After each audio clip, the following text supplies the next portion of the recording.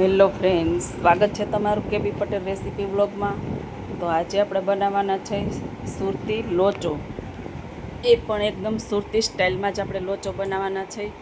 જો તમને આ વિડીયો પસંદ આવે તો લાઇક શેર સબસ્ક્રાઈબ કરી દેજો। પાસે આપેલું બેલ આઇકન દબાવજો, જેથી કરીને વિડીયો અપલોડ કરું ત્યારે નોટિફિકેશન તમને પહેલાં મળે। તો ચાલો લોચો બનાવવાનું શરૂ કરીએ। તો તેના માટે મેં અહીંયા એક વાટકો ચણાની દાળ લીધી છે। એક વાટકો ચણાની દાળ છે, એકદમ સાફ કરીને લીધેલી છે। હવે તેની અંદર અત્યારે હું એક વાટકી જેટલા પૌવા, ચોખાના પૌવા ઉમેરીશ। હવે આ બંનેને સારા પાણીથી ધોઈ સાફ કરી અને 8 થી 10 કલાક પલાળી રાખવાનું છે। હવે આને પલાળ્યા બાદ આપણે એક મિક્સર જાર લઈ તેની અંદર પીસી લેવાનું। આની અંદર પીસી લેવાનું તો તેની અંદર જેટલું 2 ઇંચ જેટલું આદું, 2 થી 3 કે 4 થી 5 જેટલા તીખા મરચાં અને 1 કપ મોળું દહીં ઉમેરવાનું છે। મરચાં આની અંદર તમારે જેટલા ઉમેરો એટલા સારા લાગે, કેમ કે તીખાસવાળો હોય લોચો તો ખૂબ મજા આવે। પછી 1 ચમચી હળદર અને 1 ચમચી જેટલું મીઠું તમે તમારી સ્વાદ મુજબ, અને 1 ચપટી હિંગ। આ બધું મિક્સ કરી અને આપણે દરદરી એવી પેસ્ટ બનાવી લેશું। જો આ રીતની પેસ્ટ બનવી જોઈએ, ચેક કરી જોઈએ આપણે। જો આવું દરદરું રાખવાનું છે, એકદમ ફાઇન પેસ્ટ નથી કરવાની, થોડું કણીદાર રહેવા દેવાનું છે। હવે એને આપણે વાસણમાં લઈ બધું આને આપણે 5 થી 6 કલાક માટે આથો લાવવાનો છે। તો મિક્સર જાર અંદર થોડુંક પાણી નાખી ઉમેરી અને એ પણ લઈ લીધું છે। આની અંદર આ બધું મિક્સ કરી અને 6 થી 7 કલાક માટે આથો લાવવા મૂકી દેવાનું છે। જો ગરમી હોય તો 6 થી 7 કલાકનો ટાઈમ લાગે, અને ઠંડુ વાતાવરણ હોય તો 2 કલાક વધારે ટાઈમ લાગે। તો હવે 10 કલાક જેવો ટાઈમ થઈ ગયો છે, આપણે તેને ચેક કરી જોઈ। આથો ખૂબ આવી ગયો તો પણ હલાવ્યો એટલે થોડો બેસી ગયો। તો હવે નોખા એક બાઉલમાં લઈ આપણે અડધું બેટર એની અંદર લઈ લેવું ને અડધું આપણે રહેવા દેવું। આમાંથી 2 ડીશ બનશે। હવે એક પ્લેટ અંદર લઈ ઓઇલથી ગ્રીસ કરી લેવાની। આ રીતે ગ્રીસ કરી પછી તેની અંદર જે આપણે પીસેલું હતું બેટર બનાવેલું એની અંદર 2 ચમચી ઓઇલ નાખવાનું, થોડોક બેસનનો લોટ ઉમેરવાનો, એટલે સરસ મજાનો એકદમ આથો આવી જાય। હવે આની અંદર આ થોડુંક એવું આપણે પાતળું કરવાનું છે, એટલે 1/4 ભાગનો જેટલું 1 કપ પાણી ઉમેરવાનું। હવે એની અંદર 1 ચપટી ફ્રૂટ સોલ્ટ ઈનો ઉમેરવાનો। આ બધું એકદમ મિક્સ કર્યું, આથો આવી ગયો આપણો, ફૂલાઈ ગયું છે બેટર। હવે પ્લેટમાં રહી અને આને 20 જ મિનિટ જેવું કે 10 મિનિટ જેવું આપણે રહેવા દેવાનું છે।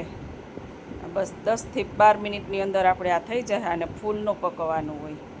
હવે આપણી ડીશ તૈયાર થાય છે તો એક મસાલા કરી લઈ લોચાનો। તો 1 ચમચી મરી પાવડર, 1 ચમચી શેકેલા જીરાનો પાવડર, સ્વાદ મુજબ મીઠું, 1 ચમચી લાલ મરચું પાવડર અને 1 ચમચી સંચળ પાવડર, આખી ચમચી નથી, 1/4 ભાગની। હવે આ લોચાનો મસાલો તૈયાર છે। આ હોમમેડ મસાલો છે, આ ઉપર છાંટવા માટેનો મસાલો છે। તો હવે લોચા માટેની આપણે ચટણી બનાવી લઈએ। 10 થી 12 કરી લસણની છે, 1 ચમચી ધાણા જીરું છે, 1 ચમચી લાલ મરચું પાવડર છે, ચપટી મીઠું છે સ્વાદ મુજબ, થોડી એવી મીઠાશ માટે ખાંડ છે। હવે આને ગ્રાઇન્ડ કરી લીધું છે, તો આપણે ચટણીનો વઘાર કરી લઈએ। તડકા પેનની અંદર 2 ચમચી ઘી લીધું છે અને 2 ચમચી જેટલું તેલ લીધું છે। હવે આ બંનેને મિક્સ કરી દેવાનું। આનો વઘાર ચટણીમાં ખૂબ જ સરસ આવે છે। થોડી હિંગ, તેલ આવી જાય પછી થોડી હિંગ નાખી અને ચટણી ઉમેરી દેવાની।